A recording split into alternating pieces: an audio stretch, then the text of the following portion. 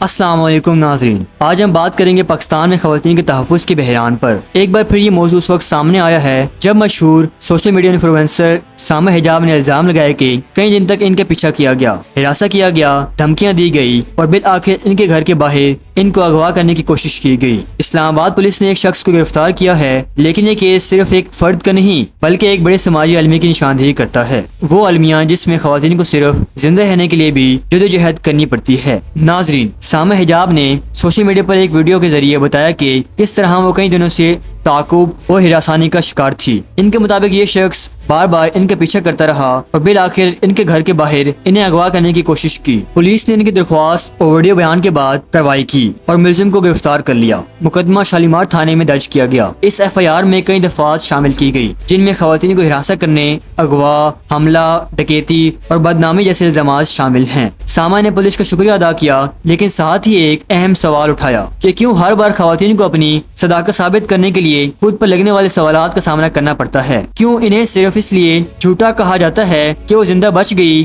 یا ان پر کوئی بڑا زخم نہیں آیا؟ یہاں اصل المیہ شروع ہوتا ہے۔ سامع کے ساتھ ہمدردی کہنے کے بجائے سوشل میڈیا پر کئی لوگوں نے ان پر ہی سوالات اٹھانا شروع کر دیے۔ کسی نے کہا اگر واقعی اغوا کی کوشش ہوئی تو وہ زندہ کیسے واپس آ گئی؟ کسی نے کہا شاید انہوں نے خود ہی ملزم کو لیڈ کیا ہو۔ یہ رویہ نیا نہیں، پاکستان میں خواتین کو صرف اس وقت سنجیدگی سے لیا جاتا ہے جب وہ پرفیکٹ وکٹم ہو، یعنی وہ خاموش ہوں، مر جائیں یا اتنے ظلم برداشت کریں کہ کسی کو ان پر شک نہ ہو، ورنہ زندہ عورت کو ہمیشہ مشکوک سمجھا جاتا ہے۔ یہ معاملہ سامع تک محدود نہیں۔ 2 ماہ پہلے 17 سالہ ٹک ٹاکر ثنا یوسف کو ایک شخص نے ہراسانی کے بعد قتل کر دیا تھا۔ سوال یہ ہے کہ اگر اس وقت ثنا کی شکایات کو سنجیدگی سے لیا جاتا تو کیا آج وہ زندہ ہوتی؟ اسی طرح ہم نے نور مقدم کا کیس دیکھا۔ ان پر سوال اٹھایا گیا کہ وہ ملزم کے گھر کیوں گئی۔ سارا انعام کو اپنے شوہر نے گھر میں قتل کیا، لیکن کہا گیا شاید شادی ان کی غلطی تھی۔ بانو استقزئی نے اپنی پسند کی شادی کی اور جان سے ہاتھ دھو بیٹھی۔ قندیل بلوچ نے آواز بلند کی تو اپنے ہی بھائی کے ہاتھوں قتل ہو گئی۔ کائنات سومرو 13 سال کی عمر میں اجتماعی زیادتی کا شکار ہوئی، مگر الزام انہی پر لگایا گیا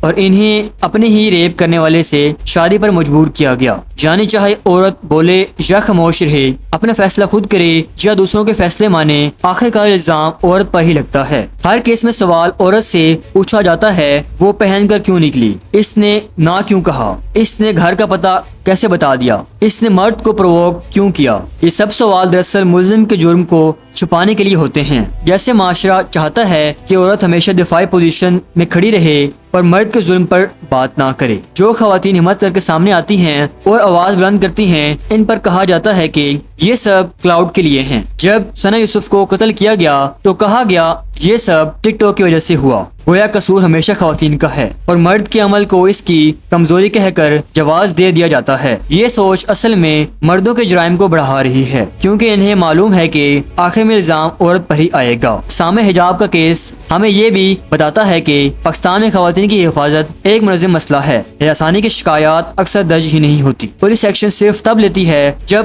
سوشل میڈیا پر شور مچتا ہے، قوانین موجود ہیں لیکن سزا اور سزا کی شرح نہ ہونے کے برابر ہے، اور سب سے بڑھ کر معاشرہ خواتین کو ہی مورد الزام ٹھہراتا ہے۔ یعنی مسئلہ صرف ایک فرد یا ایک کیس کا نہیں بلکہ ایک پورے سسٹم کا ہے جو خواتین کو زندہ رہنے کی بھی اجازت مشکل سے دیتا ہے۔ سامع کے پاس پلیٹ فارم تھا، آواز تھی اور لوگوں نے ان کی بات سن لی، لیکن وہ لاکھوں خواتین کہاں جائیں جو آواز نہیں اٹھا سکتی، جو خاندان کی عزت کے خوف سے چپ رہتی ہیں، جو تھانے جانے سے ڈرتی ہیں کیونکہ وہاں بھی ان کی کردار کشی ہوگی، جو نوکری کھونے کے خوف سے شکایت درج نہیں کرتی، یا وہ جو اپنے ہی گھر میں تشدد سہتی ہیں کیونکہ ان کے شوہر کمائی کرتے ہیں اور انہیں معلوم ہے کہ کوئی ان کی نہیں سنے گا۔ جو وہ خاموش اکثریت ہے جن کی کہانی کبھی سامنے نہیں آتی۔ ناظرین، اصل سوال یہ ہے کہ ہم عورت کو انصاف کے قابل کب سمجھتے ہیں؟ جب وہ مر جائیں یا جب وہ پرفیکٹ وکٹم کا کردار ادا کریں؟ یہ حقیقت ہے کہ پاکستان میں عورت چاہے مشہور ہو یا عام، امیر ہو